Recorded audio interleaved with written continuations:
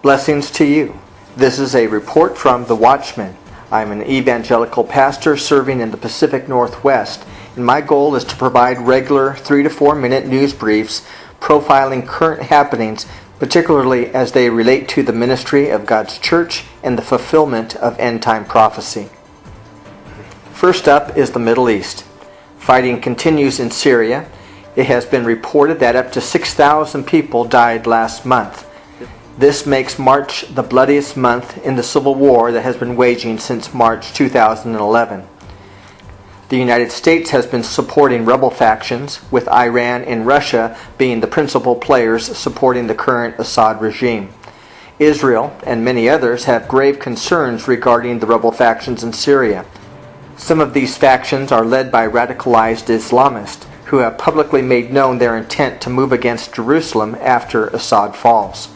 Israel has stated that they will not allow rebel factions access to the large stockpile of chemical and biological weapons that are currently under President Assad's control. However, in the last few days, fierce fighting has broken out in the city of Al-Shafira. Rebel forces seem to have the upper hand. News sources report that the city of Al-Shafira is very close to a large cache of conventional and non-conventional weapons. Watch for Israel to make another raid similar to the one launched into Syria a few weeks ago. In Israel, a new natural pipeline is up and running. This is a new trillion-dollar resource for Israel, and perhaps it's another facet of the fulfillment of the Ezekiel 36:11 prophecy regarding how in the last days Israel will prosper. In the Asian theater, China confirms a number of new H7N9 cases. This is a previously unknown strain of bird flu. 4 have died in the last week.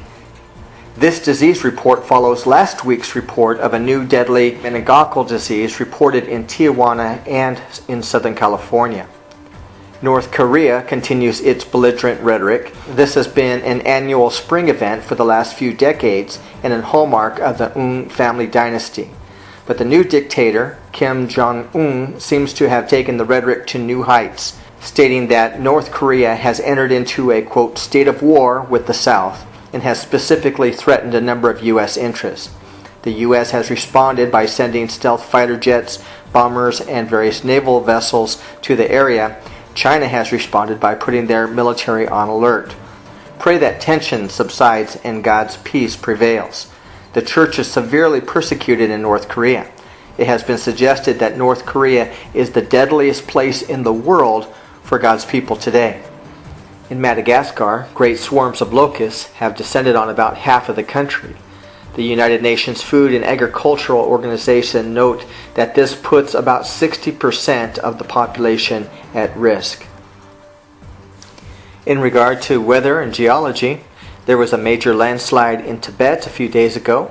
The death toll is now 17. There was also a landslip in Whidbey Island, Washington. This has claimed 2 houses and has threatened 34 others. But fortunately, there have been no deaths.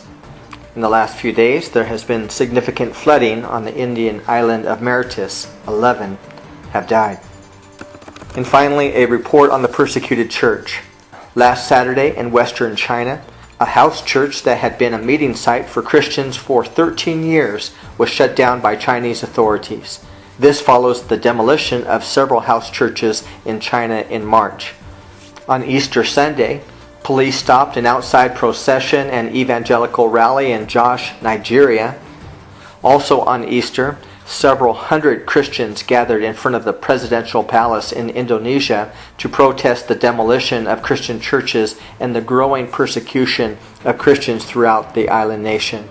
In Iran, the family of the imprisoned American Christian pastor Farshad Fati secretly escaped from Iran to Canada. Please continue to pray for Pastor Farshad, who is serving a 6-year prison term in a brutal concentration camp. And finally, pray for Christians in Sri Lanka.